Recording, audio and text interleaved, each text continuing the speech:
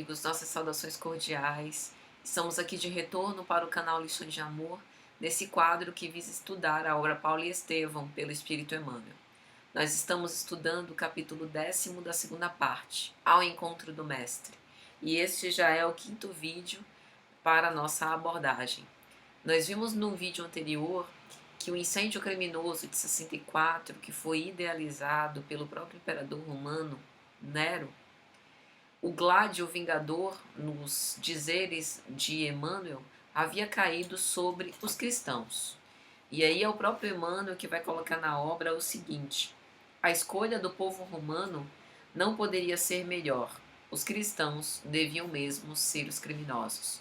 Então foram eleitos como bodes expiatórios para que sobre eles caíssem todas as acusações com respeito ao incêndio criminoso. E a partir desse momento, no vídeo de hoje a gente vai abordar essa indiferença criminosa, essa sede de vingança, né? E esse prazer em destruir a vida do outro, né?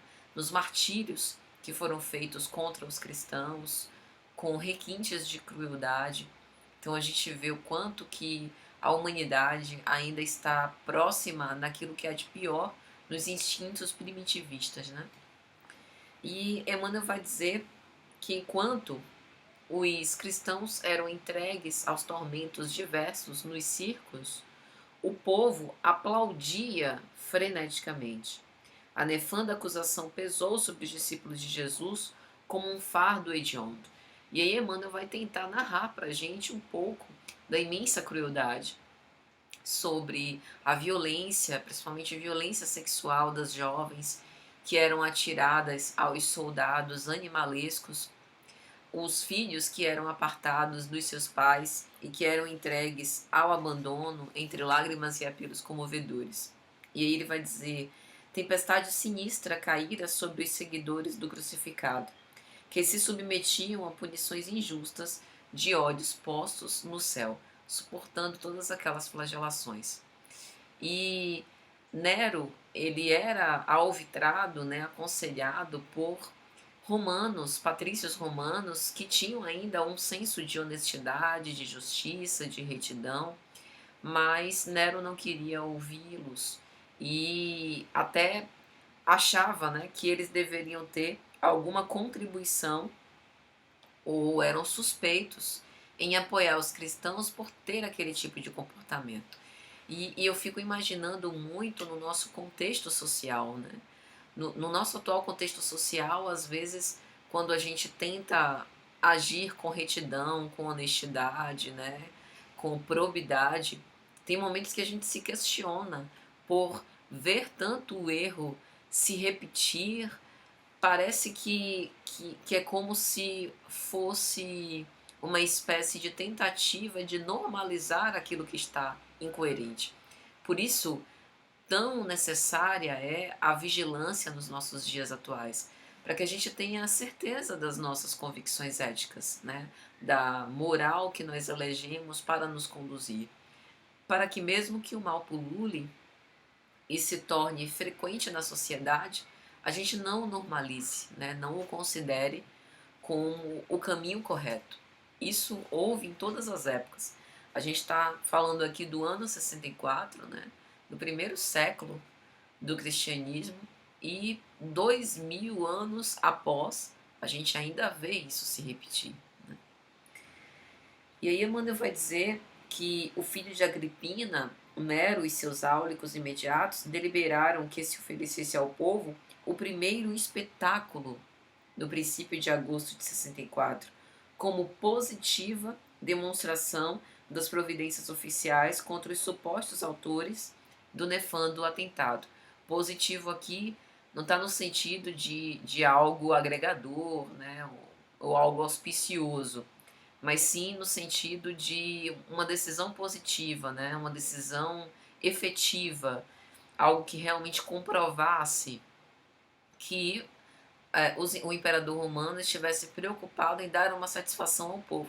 E isso nos deixa mais estarrecidos, porque assim, nós já sabemos da loucura de Nero, né? Emmanuel chega ao considerar um histrião alucinado. Mas aqui a gente está falando do povo, né?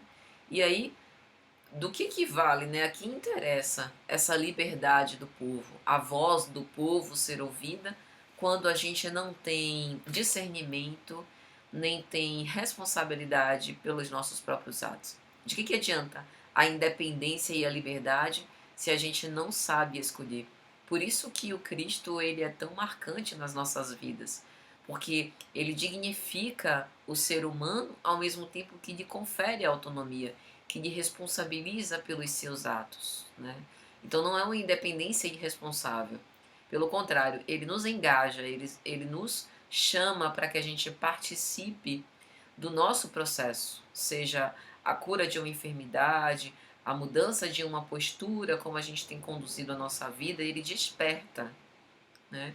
Ele desperta a criatura humana. Enquanto aqui, no caso específico de Nero, a gente vê mergulhar o povo nessa grande alucinação, né? Nessa grande fantasia lúgubre, né? Nesse grande terror. E aí, Emmanuel diz mais pra frente que logo depois desse espetáculo de horror, em que as autoridades romanas espalharam diversos tipos de formas de tortura para os cristãos, e aí o povo era livre para ir lá e lançar sobre os cristãos a sua crueldade, né? Emmanuel chega a citar que tinha azeite quente, né? Água quente, onde os cristãos poderiam ser lançados vivos, ferros de brasa ardente, enfim, é algo terrível mesmo da gente pensar. E ao lado disso, ele determinar a reedificação imediata do grande circo, né? Ou seja, ele de certa forma dava ao povo uma oportunidade deles se comprazerem naquilo que há de pior dos instintos humanos e, ao lado disso, aumentava o seu império, né? Aumentava o seu poder com a reedificação do grande circo. E aí Emmanuel conta que essa festividade prolongou-se, né, por muitos dias, as expressões festivas ao lado dos dolorosos martírios, né? E repastava-se com isso, né, a devassidão. Ao lado das expressões festivas, enfileiravam-se as do martírio dos pobres condenados. Os cristãos eram entregues ao povo para o castigo que ele julgasse mais justo. E, mesmo diante de todas essas circunstâncias, os cristãos, a maioria deles, permanecia fiéis, né? Os cristãos permaneciam fiéis até o fim. Uns, diz Emmanuel, expiravam entre lágrimas e preces aos apupos do povo. Outros entregavam-se estoicamente ao martírio, contemplando o céu alto e estrelado. E mesmo quando interrogados nos tribunais, mesmo quando eles eram chamados para abdicar da sua fé, abertamente proclamavam a sua fé no Cristo Jesus, né? Aceitando todos os sofrimentos com humildade, de uma forma absolutamente heróica. Mas isso não foi comum a todos os discípulos. Emmanuel nota que o apóstolo Paulo ficou extremamente triste com alguns posicionamentos de cristãos que vieram da Ásia para Roma para o ajudar, né? Ele vai dizer: do lado dos martirizados havia paciência invencível, fé poderosa, capacidade moral de resistência que assombrava os mais afoitos e até acirrava os ânimos daqueles que se compraziam com o seu martírio. Mas também houve o caso dos cristãos do Oriente que, em sua maioria, haviam desertado do campo das aflições para cuidar da sua própria vida particular.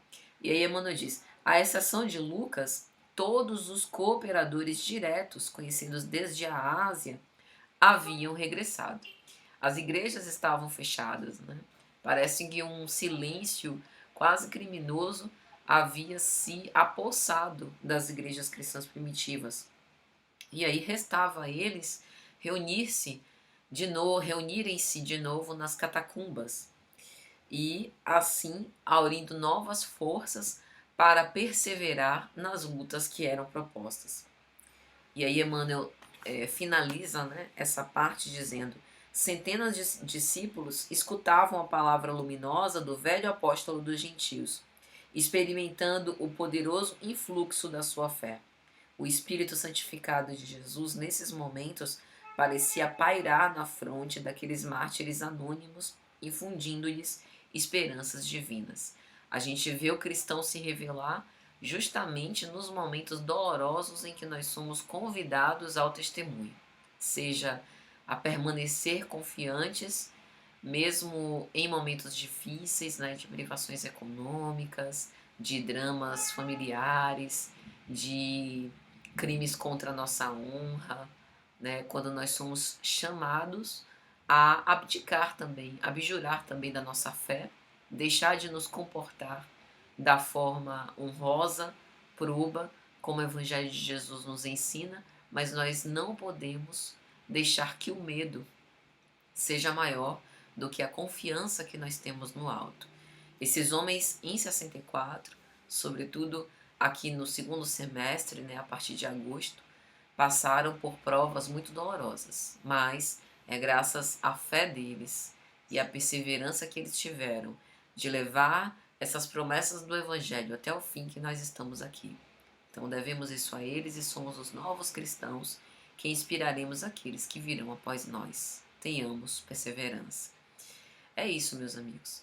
Espero que tenha sido de alguma sorte útil, que Jesus nos abençoe, nos ilumine e nos envolva com a sua paz, nos dando esperança para que possamos perseverar mesmo em tempos tão difíceis. Um grande abraço a todos e até a próxima, se Jesus permitir.